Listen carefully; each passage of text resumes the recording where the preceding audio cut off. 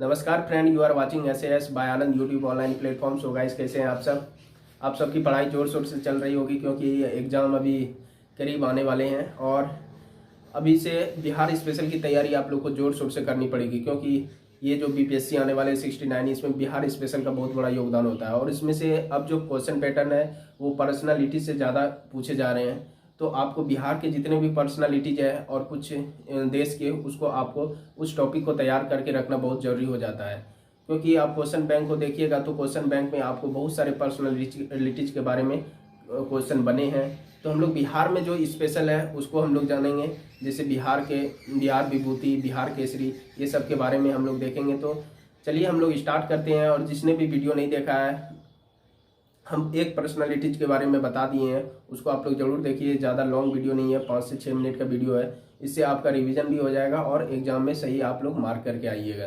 तो चलिए हम लोग देखते हैं आज का जो पर्सनालिटीज है, अनुग्रह नारायण सिंह। अनुग्रह नारायण सिंह के बारे में आप लोगों ने कहीं ना कहीं जरूर पढ़े होंगे और इसके बारे में हम लोग जानेंगे इसको बिहार में क्या योगदान है, बिहार में इसको क्या बोलते हैं और इसके बारे में डिटेल से जानेंगे। किस जिले के रहने वाले थे, कहाँ पे इसके जन्म हुए थे।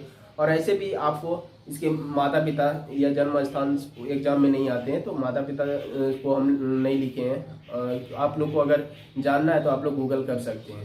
तो जो इम्पोर्टेंट है एग्जाम की दृष्टि से उसको हम सारे लिखे हैं, और क्योंकि जो एग्जाम में नहीं आएंगे फालतू का उसको पढ़ के कोई माथा में बोझ लेना नहीं है। तो चलिए हम लोग देखते हैं अनुग्रह नारायण सिंह। अनुग्रह नारायण सिंह ये इम्पोर्टेंट है, इसको इससे जरूर सवाल बनते हैं। श्री कृष्ण सिंह से सवाल बनते हैं, तो उसके बारे में हम बता चुके हैं। ये आपका अनुग्रह नारायण सिंह है।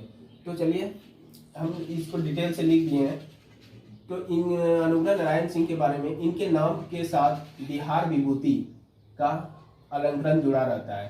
तो इसका मतलब ये है कि इसको हम लोग बिहार विभूति के नाम से जाने जाते हैं। अब क्वेश्चन आपको बन जाएगा कि इनमें से किस व्यक्ति को बिहार विभूति के नाम से जानते हैं। ऑप्शन दे देंगे, उसमें अनुग्रह नारायण सिंह रहेंगे, तो आप लोग अनुग्रह नारायण सिंह को टिक कीजिएगा। तो बिहार विभूति के नाम से जानते हैं अनुग्रह नारायण सिंह को।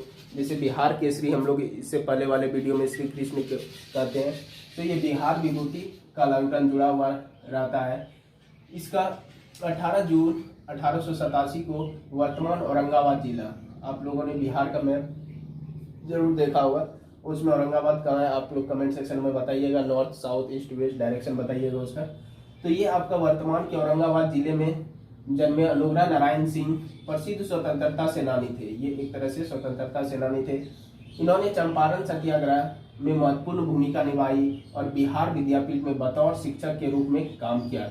बतौर शिक्षक के रूप में बिहार विद्यापीठ की स्थापना किए थे। ये एक तरह का स्कूल था, उसमें इन्होंने काम किया।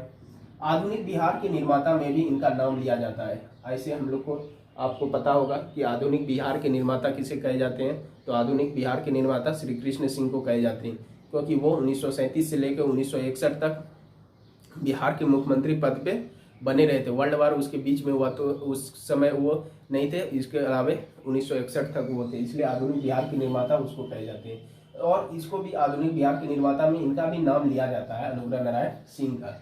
ये बिहार के पहले उप मुख्यमंत्री और वित्त मंत्री थे। ये क्वेश्चन कई बार एग्जाम में पूछा गया है, बिहार के पहले वित्त मंत्री कौन थे। क्योंकि उप मुख्यमंत्री तो बहुत बार पूछे जाते हैं और बहुत बच्चे को याद भी रहते हैं कि बिहार के पहले मुख्यमंत्री श्री कृष्ण सिंह, लेकिन बिहार के पहले उप मुख्यमंत्री पूछ दिया जाए तो ये आपका अनुग्रह नारायण सिंह, और वित्त मंत्री पहला पूछ दिया जाए तो आपका भी अनुग्रह नारायण सिंह। तो ये बिहार के पहले उप मुख्यमंत्री और वित्त मंत्री थे। 1937 में जो कांग्रेस सरकार बनी थी 1937 में, उसी में श्री कृष्ण सिंह बिहार के मुख्यमंत्री बने थे और ये उप मुख्यमंत्री बने थे। 1937 में बनी कांग्रेस की सरकार में भी उनकी भूमिका डिप्टी प्रीमियम थी। 1937 में इसका डिप्टी प्रीमियम थे और ये उप मुख्यमंत्री भी थे। संविधान सभा के सदस्य के साथ साथ ये सेंट्रल लेजिस्लेटिव काउंसिल में भी 1923 से 1930 की अवधि तक सक्रिय रहे थे। ये संविधान सभा के सदस्य भी थे। याद रखिएगा कि अनुग्रह नारायण सिंह संविधान सभा के मेंबर भी थे और साथ साथ ये सेंट्रल लेजिस्लेटिव काउंसिल में भी 1923 से 1930 की अवधि में सक्रिय रहे, मतलब कार्य किए।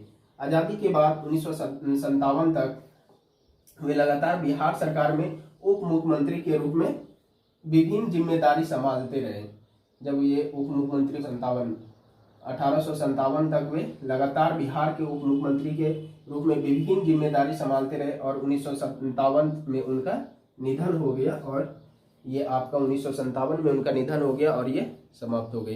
तो इसके बाद हम लोग अगले पर्सनालिटीज के बारे में देखेंगे। इस तरह 4 से 5 मिनट का एक वीडियो आएगा पर्सनालिटीज पे। ये क्वेश्चन जरूर बनते हैं, इसको आप लोग जरूर 1-2 बार स्पीड में लगा के इसको सुन लीजिएगा। धन्यवाद।